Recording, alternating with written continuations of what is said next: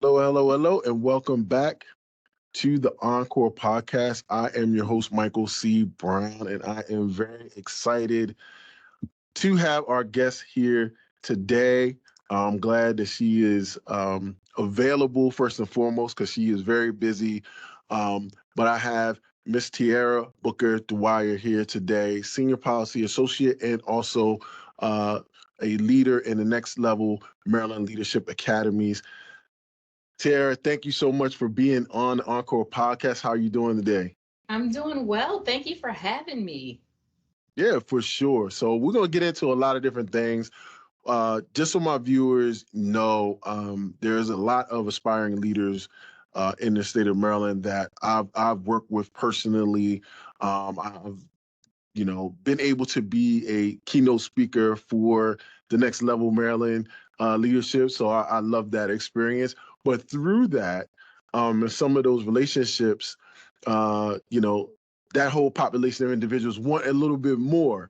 And so I want to be able to give them a little bit of that. And so hopefully today, this will be a series that we start off and we'll be able to build on this kind of like moving forward. So, getting into it, I just want you to be able to explain what you currently do now, your role as a senior policy associate, and how these things kind of relate to the world of education. Yes, so as a senior policy associate, I do a lot of different things for school systems, state education agencies, professional organizations, and they mainly center around technical assistance. So, for example, I provide technical assistance right now to Queen Anne's County Public Schools to support the research that can inform the development of their blueprint implementation plan. I provide technical assistance to the Public School Superintendents Association of Maryland on them developing their strategic plan and launching the first ever Aspiring Superintendents Academy for future Maryland superintendents. I provide technical assistance to a cohort of institutions of higher education in Philadelphia, working with them to diversify the STEM teacher pipeline. So it's so the senior policy associate, it's a big title that really represents going out and providing that support, the research, the behind the scenes work for different education agencies, professional organizations, and we do this, for many, many states. But I'm focused on Maryland, but we do it for a lot of different states. Well, that is awesome, and I can tell you your work is needed. I've seen some of the work that you do, and they say next level, but it really is another level to where you guys do some of the work that you do with the professional development and other things. So I came back very impressed when I came in to do the keynote. I was like, okay, this is what we're doing. All right, let's go ahead. Let's do this. I had to up my game to make sure I was there, that I didn't embarrass you guys doing what I was doing. But so talk to me a little bit about your background. How did you get to to where you are? I know you probably had some humble beginnings, but just explain to the viewers your overall journey in education. My journey in education, it's not the traditional path. I actually started off in neuroscience. I've published in that field. I was working on mice and for many, many years in the lab, and I loved it. But what I loved even more is that I would have an intern from a high school, and I would also was working with some of the courses at the university I was working at, and I loved the teaching aspect of it. And so that's what caused me to shift careers. I was working on my doctorate in the neuroscience field. And when I told my advisor that I wanted to go teach high school, the first thing they told me was, well, we don't prepare high school teachers, we prepare college professors. And so that started just my whole this isn't what I want to do. I mean, and I was 5 years in, I was writing the dissertation, and I walked away from all of that to pursue my passion. And it was the best career move that I've ever made, because I've had joy, every day of my life since then. So I've worked in a variety of positions, from, a teacher all the way up to an assistant state superintendent for the Maryland State Department of Education. I've had input and have led the big initiatives in Maryland around computer science, STEM education. You look at the principal evaluation system, curriculum vetting, a lot of the big initiatives I was behind at the State Department of Education. So it really helped me to see education on a much larger scale and to see how diverse our state is with the needs of our students. And so I had an interesting background, but and now I'm helping states beyond Maryland with education. So I've enjoyed the journey.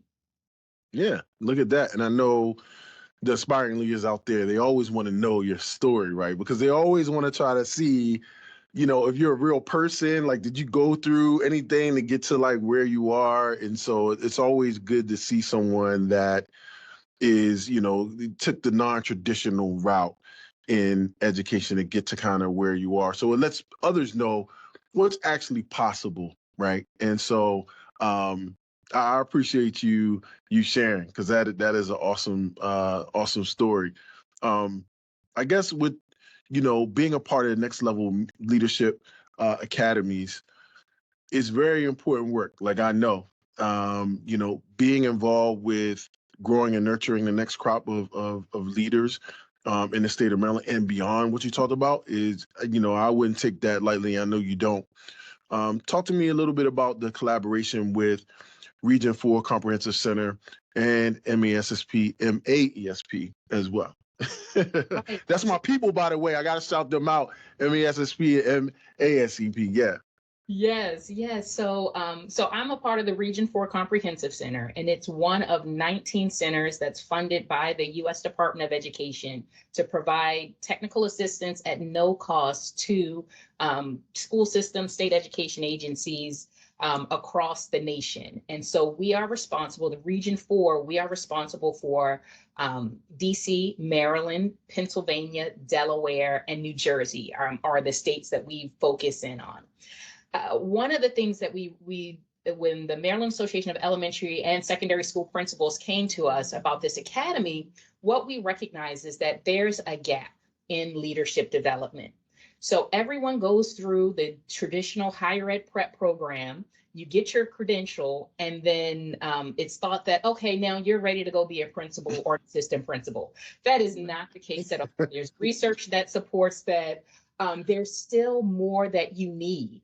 And so what the Next Level Leadership Academy is designed to fill that gap. So we cover the things that are not covered in higher ed, or at least not covered in the depth that's needed. So for instance, we look at the political nature of securing a principal or an assistant principal position. Sometimes it's not about the credential. I mean, you get to the same level, everyone has the same credentials. So why did this person get the job and you didn't? Sometimes there is a political element to it, and how are you networking, and how do people know you, and what are you doing to market yourself? So we do a whole thing on marketing, your public relations, your social media presence. How are you demonstrating that you have that leadership potential? We also do a whole thing on applying and interviewing for the principalship and assistant principalship. There's nuances to answering and responding to interview questions, to how you do your resume, to how you're responding to the essays and the prompts that you are given.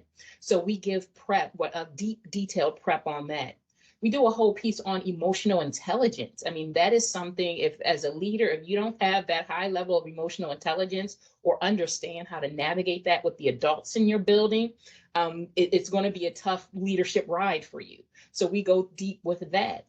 We go deep with your leadership strengths. You have to know who you are as a leader to understand the team that you need to build around you so that they can fill in the gaps that you may have in leadership. And to understand, how the effective strategies for how you can best lead through your best self. So we cover all of those nuances that are not addressed in the traditional higher ed prep program. And so that's what the Next Level Leadership Academy is all about. And we love hearing from people like you that have such a great story. So we bring in practitioners from across the state so that people can hear the story and know that it's okay. You may have applied once and didn't get it. You can keep applying. There's a position for you. If you want to be a principal, if you want to be an assistant principal, you can be one. You just may have to switch school systems. You may need to modify your approach to it. So we go through all of that because if you really want to be a school leader, there is a position out there for you.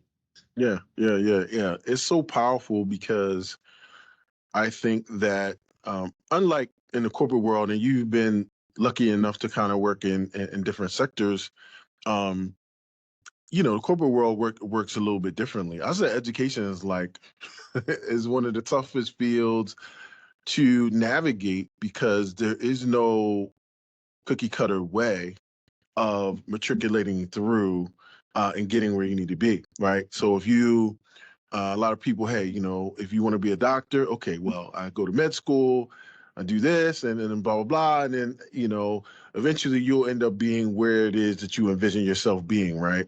If you're a lawyer, same thing. When I do this, I'll take the bar, then I'll do, like, these are all things that you already know there's a true trajectory with that. With education, like you just talked about, I know people that are doctors that you're like, wait a minute now, I can't get this principal job. I mean, we ain't talking about beyond that. You're like, I can't get this one. I'm a doctor. I got my doctorate degree. I'm doing like so. Education doesn't care about any of those things because your credentials aren't the things that are necessarily going to just stamp you to getting whatever the job is. And so the work that you're doing and being real with that, I think is the first time I really heard and saw not just speaking at surface level, talking real talk to people about leadership and what it takes. That right there is powerful because you don't get that every day. Usually it's a surface level stuff, and people are like, "Oh man, come on, man, give me something real. Like, what's your story?" You know what I mean? People want to know. Um, so I think that's really commendable, the work that you all are doing in that aspect. Um, what's the most rewarding part of it? You work with these leaders. You've been doing this work for a while. What keeps you coming back? You said this is something that you enjoy, and you've been enjoying doing it every single day. What brings you joy about nurturing the next crop of leaders in the state of Maryland and beyond? And so I've been doing this work once again since I was at the Maryland State Department of Education under the Promising Principals Academy. And what I have, we've collected data, and over 40% of the people who go through our academies, they get promoted. And that is what brings me joy because there's only a little over 1,000 principal positions in Maryland. So it's not that many. Maryland is a very small state. And so the fact that 40% of the people who have come through the academies that I've trained, to see them get promoted or to see them say, you know what, I don't even want to be a principal anymore, because we do also talk about Yeah. so many different career paths in education. We are conditioned to think that, okay, you're a teacher, then you're an assistant principal, then you're a principal, then a principal supervisor, and then, you can one day be superintendent. This artificial linear trajectory for leadership is just, it's not that, it shouldn't be. There are so many careers in education. I never would have thought that, okay, I'm going to be an assistant state superintendent, or I'm going to be here at this Washington-based firm, as a senior policy associate. There are tons of career opportunities. And so just to get yourself out of that linear thinking, to think that the principalship is the gatekeeper to everything else in your life, it's just not. You write your own path. And so, get your credentials, get what you need so that you can, on paper, be ready for any opportunity, but don't live in that box. Think about what it is you want to do, what is your strengths, and pursue that. Don't pursue the title, don't pursue the position, pursue what is true to who you are. Yeah, yeah. I mean, I think it is a lot of it being conditioned, and I think that comes from just the nature of the job. You know what I mean? We're trying to condition others, and then we mess around. We conditioned ourselves. So now now we don't think certain things are even possible. And I know, and I'll share. This is like, and then you kind of heard my story, but people don't even like to leave one school district and go to another. They don't even like to do that. They're like, what are you doing? Are you crazy? Like, why would you? And so, and it's like, but that's the only place where it's like that, because like in the corporate world, if they don't have that position within your company, then you automatically are looking at another company. That's just what it is. And people don't let those things stop them. In education, we just aren't conditioned, like you said, that way. So again, that work that you're doing is that it's changing mindsets too, which is a whole nother ball game. You know what I mean? But that too is super important if you're going to get people to where they really need to be and where their skill sets can be utilized the proper way. Because I'll say this all the time as well. Everybody that wants to be a school leader isn't necessarily designed for it. Right. And that's the tough talk. It's like, okay, we need to get there because how you're built and where you see things, you may be too rigid or you may be this or that. So it may not be for you, but that rigidity may be great at another position at central office or somewhere else where you can utilize that skill set. So it's just different. I have to ask this because this is something that's been brought up over and over and over again with school leaders the last couple of years. I think NASSP did a big survey a couple years ago, spent a lot of money in this mental health piece, where over half of the administrators were thinking about leaving the profession altogether. Like, not even, I don't want to be a principal anymore. I don't even want to be in education anymore, right? And it was because of this whole mental health piece. They just felt like they've been beaten down. So being that that's been a big topic for school leaders since COVID, what advice would you give like a new leader regarding work-life balance and this whole mental health piece? Well, the first thing is there is no work-life balance. Work is a part of your life. And so the selection of where you choose to work matters. And so you want to make sure that number one, and you have to know that some days it's going to be, 80% work and then 20% other, everything else. It's every day isn't 50-50. And so it's almost on this sliding scale. And so the key thing is where you decide to work. The second key thing is who you decide to work for, the superintendent, the principal supervisor. You need to ensure that there's a supportive team around you and that you have that network, that horizontal network of people. So one of the things with the Next Level Leadership Academy it's designed to build that horizontal network of your peers that you can go to for that support, because you will need that. And then it's within your school building, that distributed leadership model. You have to have a strong team in that school, or you're going, because you, as a principal, you shouldn't be doing everything. You have to distribute that leadership and depend on the strengths of your APs, of teacher leaders, because it's no way that you're going to answer all those parents' emails, run the school building, manage the budget, ensure that all the grades are updated and you're meeting all those deadlines. If you're a Title I school, do the Title I plan and everything that comes with that. You can't do it by yourself. You really, I love the analogy that was once used that, you have to think of it more as you're not Superman, you're a part of a Justice League. And when you think of it that way, that can really help. Knowing that that there's a team around you. You'll get burnt out if you're trying to do it all on your own. Be honest with what you're strong in, be honest in what you're not strong in, and what you're not strong in, make sure you have people that can help to reinforce that, because if not, you will get totally burnt out. Yeah, yeah. Well, you talking my language with the whole Justice League and Superman, because I'm already into all of that anyway, so it totally resonates with me exactly what you're talking about. But it makes total sense. Is I also think it's the point of you trying to prove your worth versus doing the job. You know what I mean? And so people that are, you may be a garbage worker, you may be somewhere else in another field. You're just working hard. You're not out here trying to prove everybody that, you're the best daggone garbage man that they've ever seen. Like, you're doing the job. And sometimes I think it gets out of pocket of you trying to, reinvent everything and trying to be this all world, all knowing, all seeing, all powerful being that will eventually burn out because you can't maintain that level, right? You may be able to start off doing that, but you can't maintain and still be effective in all these categories is impossible.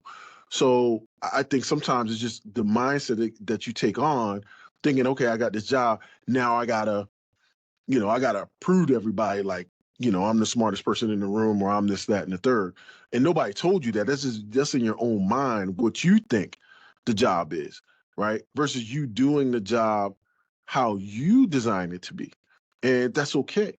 You know what I mean? Because everybody's going to approach it a little bit differently, and you should be okay with that. But again, that's the whole mindset shift on what you think the job is. I know you guys, you probably do this. What you think the job is versus what the job is versus what it should be. You know what I mean? And so it's like almost three different levels to it. But yeah, I'm appreciative of that. What I guess school leaders probably want to know with this program, those that may not be or maybe listening that aren't in aspiring leaders, program in their school district, but they just been toying around the idea of getting into the school leadership. What would you say is the biggest challenge for new school leaders today in education, as you've heard it and been a part of these academies? Like, what do they say? I can tell you the biggest thing, number one, is going to be the requirements from Blueprint. It's shifting a lot of things that are supposed to happen at the school level. And so in this, once again, where your higher ed training was in one thing, but with the Blueprint for Maryland's Future now requiring, it's something a little different. I mean, we just look at the budget, right? So one of the things is giving principals more autonomy with the school budget. Some school districts are already doing that. Principals are responsible for millions of dollars of their school budget. And then you have other school systems where 30,000 you may get if you're lucky. And so managing multi-million versus 30, it's two different approaches. And how are you aligning that budget so that you're truly moving student performance? So I do think that's going to be a challenge. The technology and AI.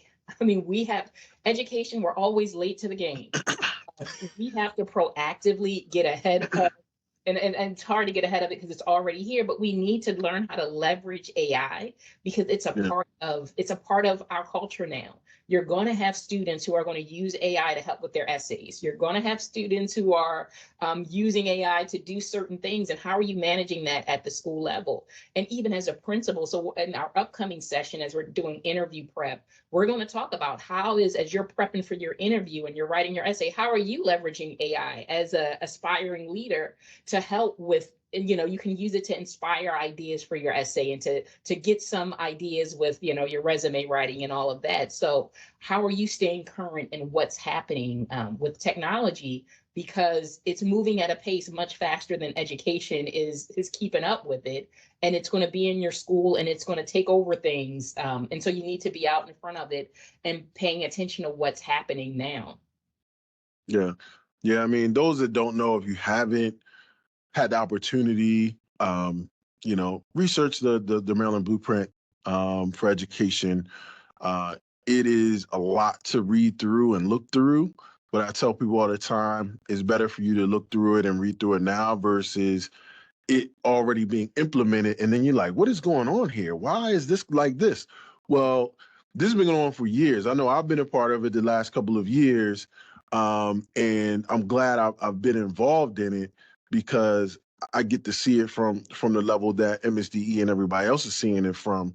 But a lot of people, they just wait until people tell you got to do something, and then you're like, well, why? And then, I'm like, no, everybody's been asking, getting feedback with different things. They've been looking to try to find out, what works, what doesn't, before they even implement these things. So Maryland, that's the thing. Maryland has really worked hard on this legislation, and I'm hoping that it will be successful because for the first time, I think they've been open to getting feedback along the way to make sure that everything runs smooth. But everything you're saying makes a lot of sense as far as the challenges today. I asked this next question of everybody, and it is, name three things you're passionate about. At Winners Mill, we talk about passion, purpose, pride, and being passionate about everything you do. So that's where it kind of comes from. What are three things that you're passionate about? So I am passionate, number one, just about students and seeing their growth and knowing that this next generation of students and what they're going to contribute to our society. So I am always, when I'm in a school building or when I'm hearing from students or seeing work that I help to create in school buildings, that is just a true joy. I'm also passionate about leadership development. Having been in multiple leadership roles, there's things that I wish I would have known.